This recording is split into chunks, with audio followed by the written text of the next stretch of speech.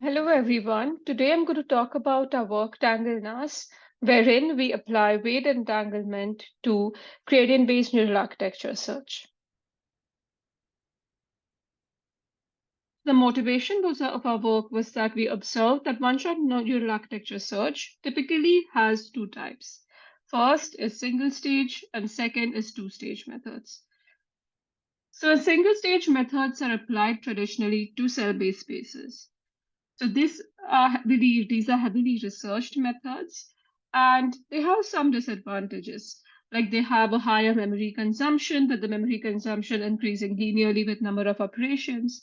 They have a higher search cost because of inference with multiple operations increasing with number of operations on an edge. And extending these to macro spaces wherein one would want to search for depth, width is non-trivial.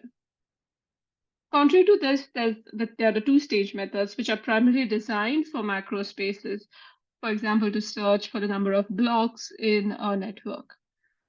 And these are less studied, and most of the forms prevalent are training the super network, which is the first stage, followed by some sort of random search or evolutionary search. The disadvantages here is that the black box search relies very much on proxy performance from the supernet, and this may not be very reliable. So the goal of our work is to bridge the gap between these two very disjoint NAS methodologies. So to reiterate on two-stage neural architecture search, how this proceeds is that the weights in the network are shared. That's the smallest weights, the part of a larger subset. So by training the smallest weights, you're also updating the largest weights. You start with sampling a random architecture, updating it. And you again sample a random architecture for the next step, and you eventually end up training the super network, which now contains multiple architectures. This is followed by a black box search, wherein you perform some sort of evolutionary search using the proxy performance from the supernet as a surrogate. Next is weight sharing neural architecture search. So in this, you have every operation has an independent set of weights. You performed an independent forward pass through each of the operations, and this happens for every block. There are some architecture parameters which you use to combine the output of the every operation to a form. And what you do eventually to get an optimal architecture is compute the argmax of the architecture parameters to then obtain a single performant architecture. So what we thought about was how could we reduce the space and time complexity of single stage weight sharing NAS?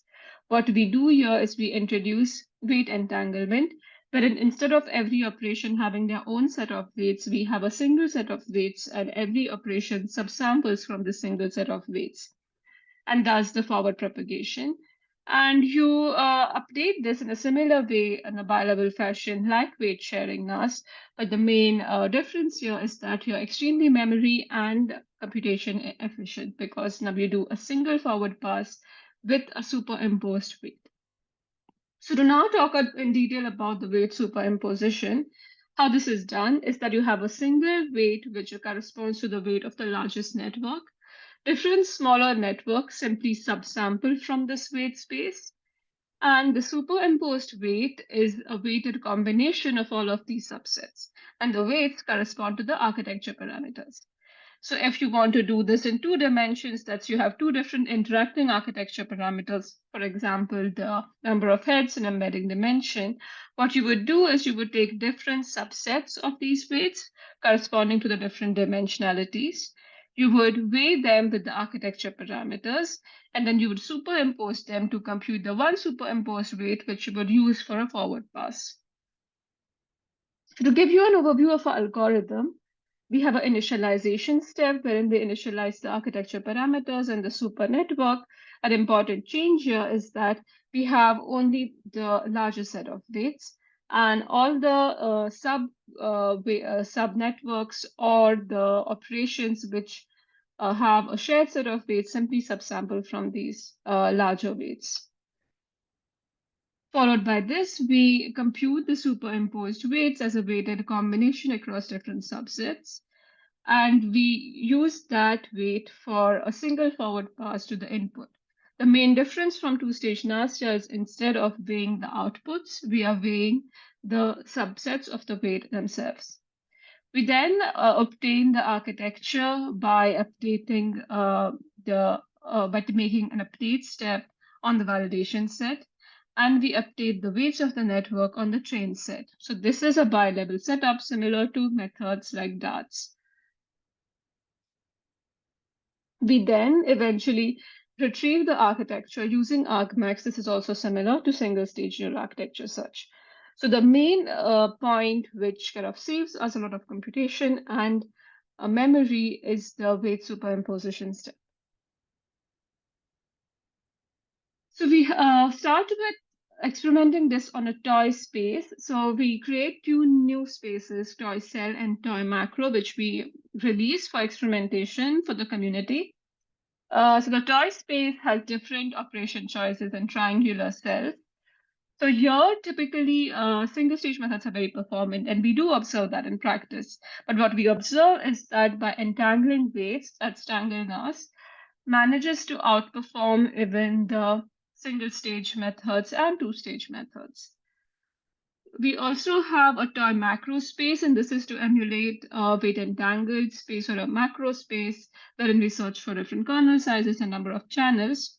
Here again, we observe that single stage method performs quite poorly here, but tangled NAS with weight entangled it manages to recover and obtain accuracy which is much better than even two-stage methods, which we had expected to work well here.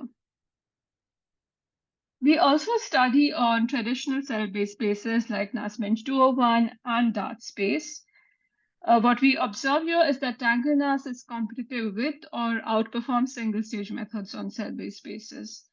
So we observe TangleNAS to be much more robust and also very efficient in terms of the search time. So finally, we also study on the sort of more interesting spaces, that's transformer spaces and mobile net spaces. And here we start with experiments on CPAR 10 and 100. We observe that we obtain architectures which, when fine-tuned or trained from scratch, outperform the performance of inherited architectures. We also then use or scale this method to larger data sets and larger spaces.